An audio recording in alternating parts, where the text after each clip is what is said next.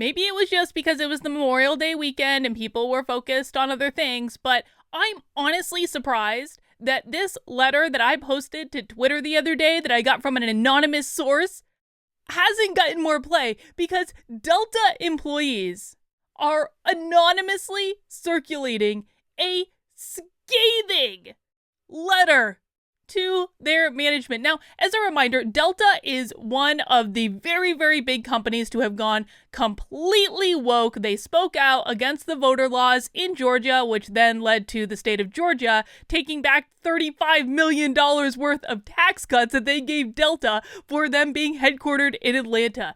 Other companies have faced similar backlash, like Coca-Cola, American Airlines. We've covered all that before. You guys know all that.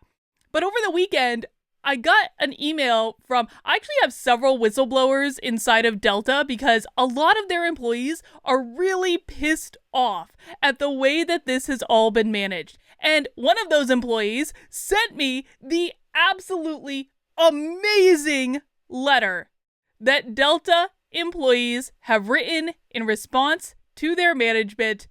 And we're going to read it here. And it's awesome. And I'm so proud of them. And apparently it's starting to gain some steam internally, so we're just going to put a little extra steam behind it for whatever that's worth. So we're going to read this letter that Delta employees wrote to their CEO. Trust me, you don't want to miss it. But before we get into that, if you enjoy things like this, like fighting back against woke companies who are just bringing politics into the workplace and going a bit too far, you're going to love my channel. You can hit subscribe, turn on those notifications, give it a thumbs up, leave a comment, all that good stuff. I do post content almost every single day of the week, mostly around news, politics, culture, really focusing in on this critical race theory, fighting back against the woke menace that is an existential threat to our country. If you enjoy what I do, the very best thing you can do to support me is by subscribing and turning on those notifications, because YouTube doesn't actually like to serve my videos to people unless they're subscribed and have notifications on and all that stuff, so that's your very best shot. But if you don't see content from me, just check back in, because I really do post almost every single day of the flippin' week. Alright, let's take a look at this letter. Ed Bastion and Death of Reason at Delta Airlines by Anonymous, May 10th, 2021. Against the advice of colleagues, the following concerns regarding Delta's CEO, board of directors, and management are submitted anonymously for fear of reprisal. The purpose of this letter is to convey to executive and management practices detrimental to all employees, the company, and social relations. Recently, a Delta flight attendant, Lady MAGA, well, not representing Delta, was terminated for posting political content on social media, which some of Delta management deemed disagreeable. Yes, this is absolutely true. I have covered the story of Lady MAGA being fired by Delta for doing things completely outside and unrelated to their job, and not even mentioning Delta in the practice of doing them. Delta literally fired a drag queen. Delta fired a drag queen because they didn't like the drag queen's politics. Let's just wrap our heads around that for a moment. Delta claims employees represent the company 24/7 and then therefore can terminate any employee should they express opinions management finds unacceptable, even when they are not representing the company. But what when management does the same? When employees are uniformed or in service of the company, they are expected to abide by proper protocol and should be reprimanded or terminated when representing Delta's brand in unflattering fashion. But if Delta isn't mentioned, Delta has no say in how employees express themselves. None. The charge of our executive management body should be to build our brand, hire employees of merit, provide the best customer service, build a strong company, and create value and profit for stockholders. That's all. It is not and should not be the charge of Delta management to contribute to political campaigns, endorse social causes, build brand based on personal, social, or political beliefs, build houses, sponsor parades, plant trees, nor fund climate change projects, contribute money nor distribute pins promoting racist, Marxist, pseudo-terrorist political groups, conduct hiring, firing, or promotions based upon race, gender, gender preference, quotas, or political affiliation, etc.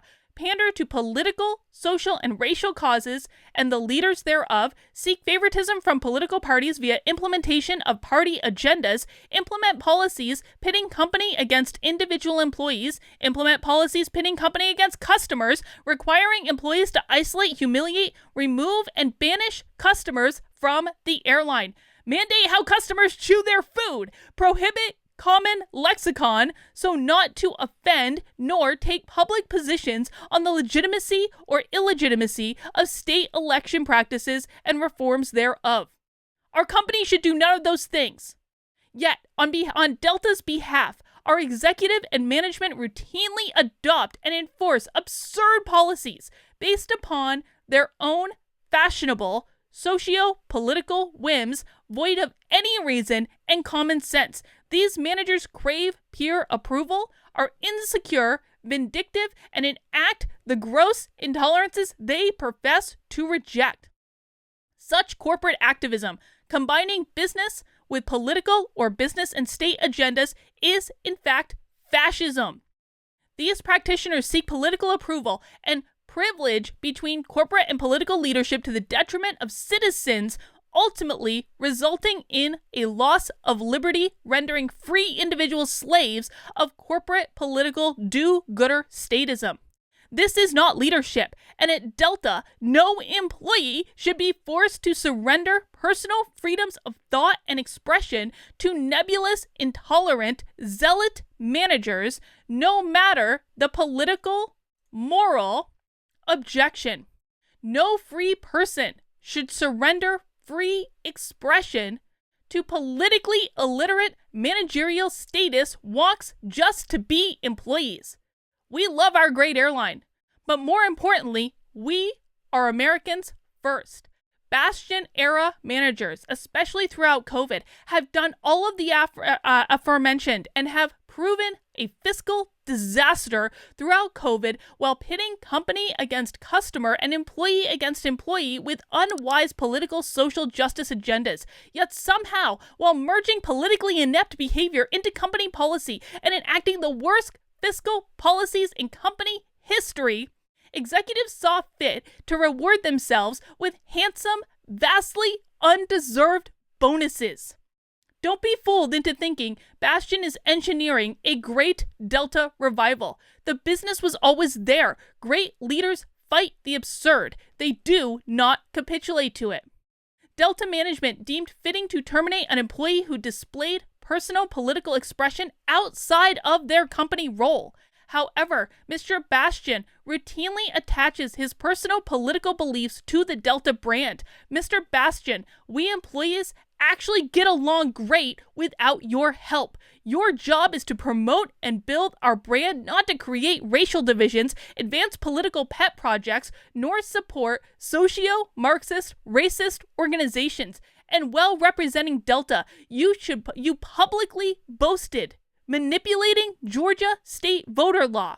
Mr. Bastion, you should not use Delta as a platform to virtue signal your personal, apparently political, ambitions. It's not your place. If you feel you must tell everyone how virtuous you are, then maybe.